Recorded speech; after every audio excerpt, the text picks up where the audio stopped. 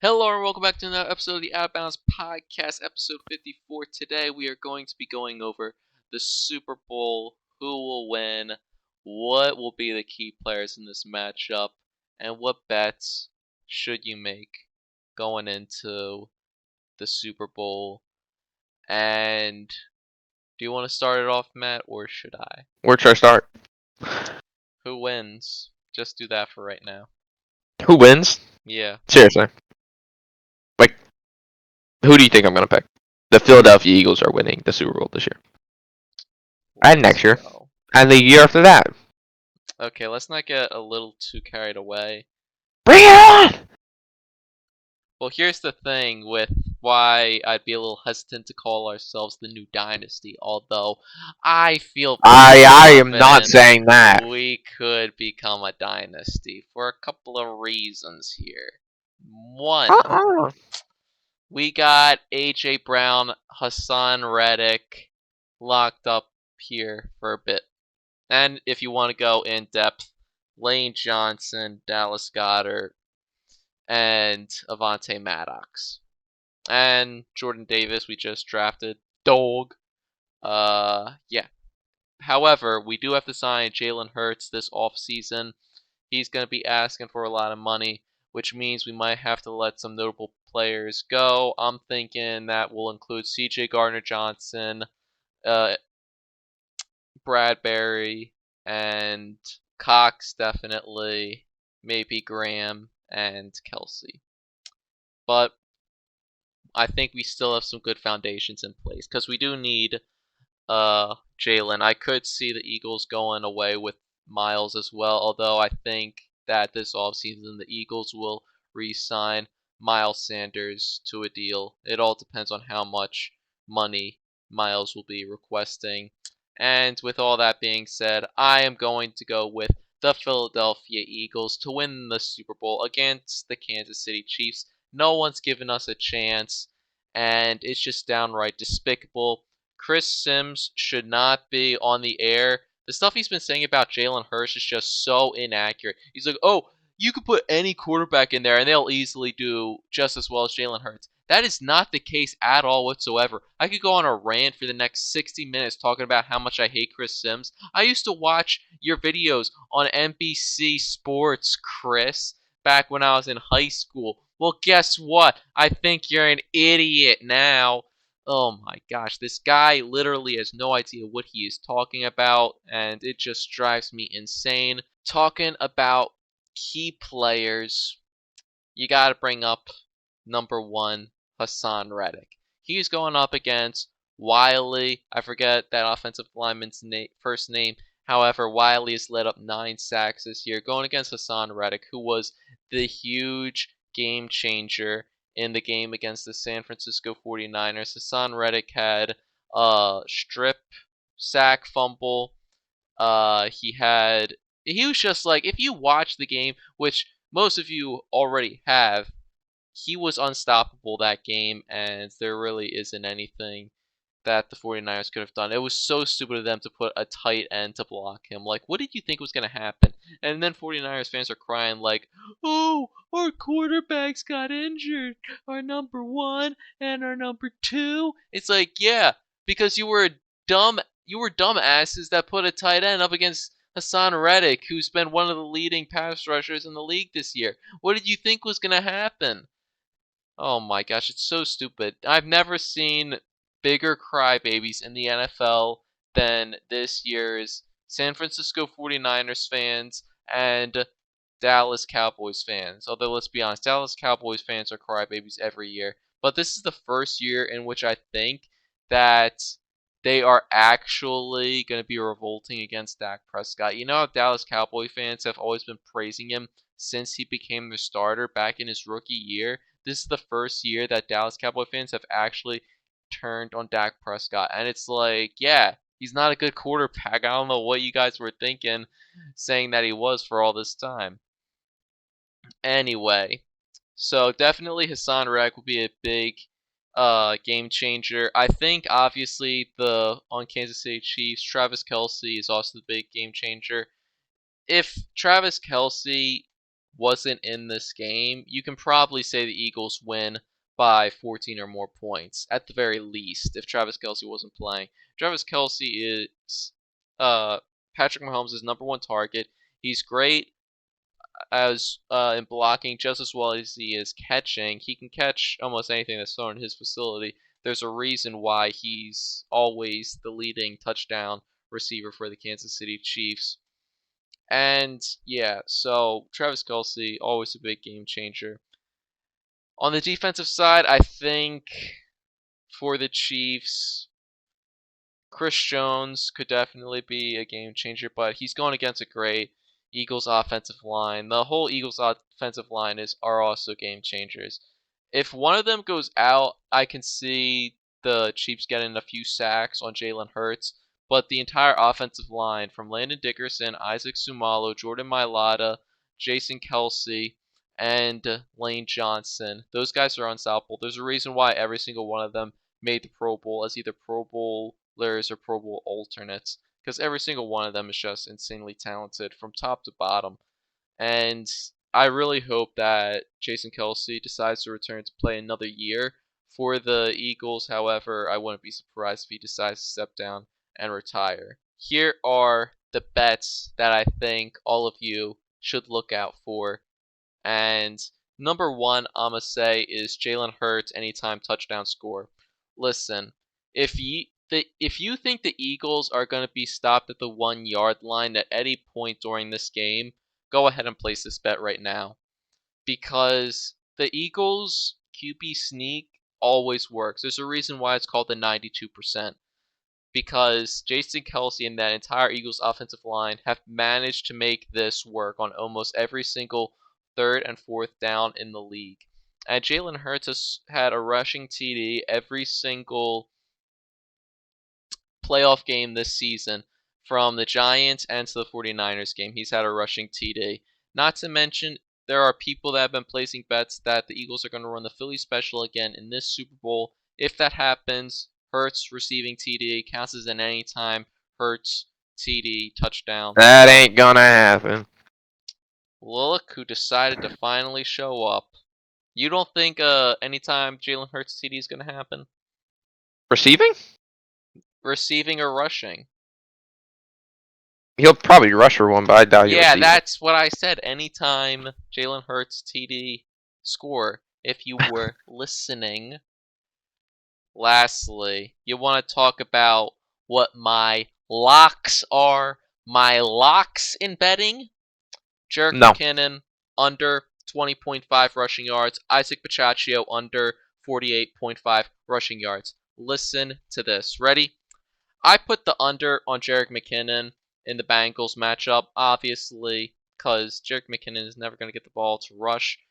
Isaiah Pacheco, I also don't think is going to make over the rushing limit in this game for a couple of things. I'd say put the under on both of them because the Eagles' defensive line, just the Eagles' defense against the rush has been absolutely great this entire year. We stopped Derrick Henry. We stopped Aaron Jones. We stopped Christian McCaffrey. Name the running backs, we stopped them. But you may be like, hey, Christian McCaffrey scored a touchdown you guys last time.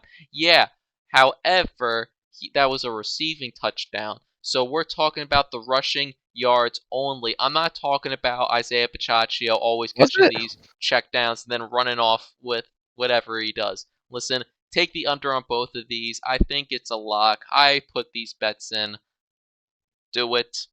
Trust your boy, John, for these locks. Matt, do you have any locks? Yeah, I actually do. The first one, I might get some hate for, but the first one, without a doubt, is the Eagles win. Mm-hmm. Yeah, like come on, it's happening. Or the spread. I don't think it matters. I think they'll win by more than 2 points or 1.5. I think they'll win by two or more points. Yeah. My second one, and I'm very, very confident in this one. Kenneth Gainwell over 19.5 rushing yards. Okay? That's like one rush. Like that's easy. That's a gimme. He has been doing great in this postseason. I will say that. I don't think there's any reason for them to stop. Here's the thing, because the reason why they put Kenneth Gainwell in the Giants game was because we already had such a big lead. So that's why he got all those rushing yards, had that rushing TD. And then when we went up against the 49ers, we also had a big lead, so they decided to put Kenneth Gainwell in after Miles had his fair share of runs. And there, because there's no game after this, there really isn't a need for the Eagles to put in Kenneth Gainwell. I think they might just stick with Miles and Boston the entire game. Is Kenneth our number 2 or our number 3? Because it feels like in this He's number postseason, 2, basically. he's been getting the ball more than Boston Scott, which, hey, I'm not saying that I don't agree with it. Kenneth Gainwell has proven he's been pretty good this postseason. He didn't really do much for us in the regular season, but he really didn't need to. Also, this might be a hot take, but I think you could take the Eagles like minus 6.5, minus 7 spread. I think that the Eagles win by 10 or more. Now, this might come back to bite me in the butt. I don't like saying the Eagles are going to have a blowout win, but I felt it in my bones against the Giants. Yeah. When I was in the stadium, I felt it in my bones before the game started. I was like, the Eagles are going to destroy them. And then right before the 49ers game, I felt it in my bones, and I was sitting in my apartment eating my pizza, and I thought to myself, the Eagles are going to destroy them. And I'm going to be feeling it in my bones, eating my wings when the game starts, and I'm going to be like, I'm feeling it in my bones. And I feel it right now. I'm feeling it in my bones because I think that the Eagles' defense is going to completely shut down this Chiefs offense unless the refs decide to rig the game like they did against the Bengals. Hassan Reddick, you, my man, could very well win Super Bowl MVP if you come up like you did in the 49ers game, and I hope it happens. Please give Jalen Hurts the regular season MVP. Although, because Chris Sims is an idiot, he's not going to win, which is stupid because Jalen Hurts deserves that, and I deserve a Jalen Hurts jersey bought by Matt. Matt, continue with your bets.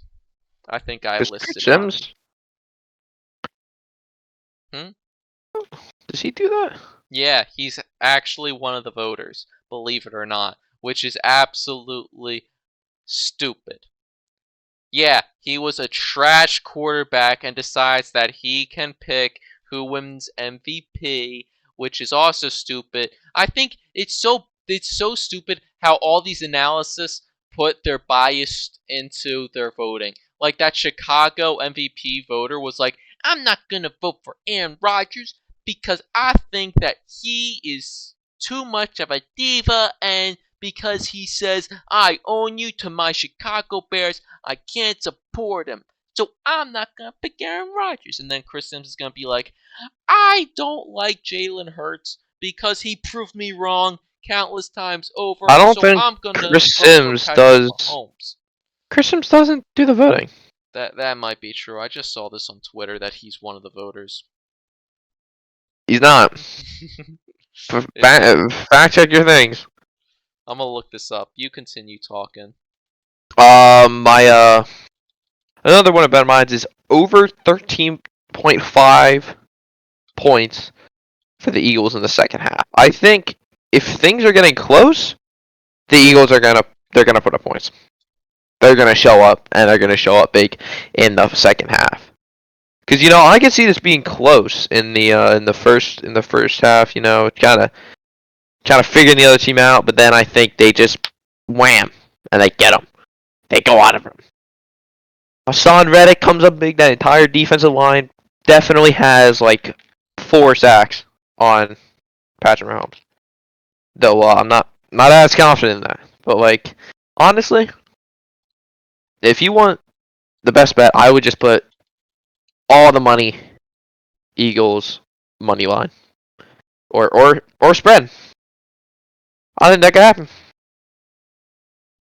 It's just like free money, man. Most gamblers quit before they win big. It says D- that the NFL's MVP award is voted on by the Associated Press, which He's not very part of that. well could contain Chris Sims, I believe. Because I I don't don't think he's think you on can it. find the exact analysts that vote on the awards. So he very well could be, which would be a huge mistake. I think that everyone that has biases on certain players needs to just get that completely out of their systems. Do you got any more things you would like to add, Matt, since you were gone for practically the entire episode while I was talking? I think you probably already said it. Hassan Reddick and C.J. Gardner-Johnson are probably the biggest games, and Jalen Hurts are the biggest game changers in this game. What It all has me depends on what they do. what has me worried about Jalen Hurts is I hope that with this extra week of prep time and relaxation that he's been able to help heal that elbow of his, because if you remember in the 49ers game, there was a point in which his arm was hit and he never threw the ball for the rest of the game. He just ran on every down with his own legs, and then they put in Gardner Minshew. I don't remember So, that. were you not watching the 49ers I game don't remember until the him being very like, end? "Oh, I'm hurt. Let me He not was throw limping a anymore." little bit, so then he just stopped. He stopped throwing the ball for that final drive he was Yeah, in so he was at one limping. He's point. like, "I ain't gonna throw it no more." Yeah.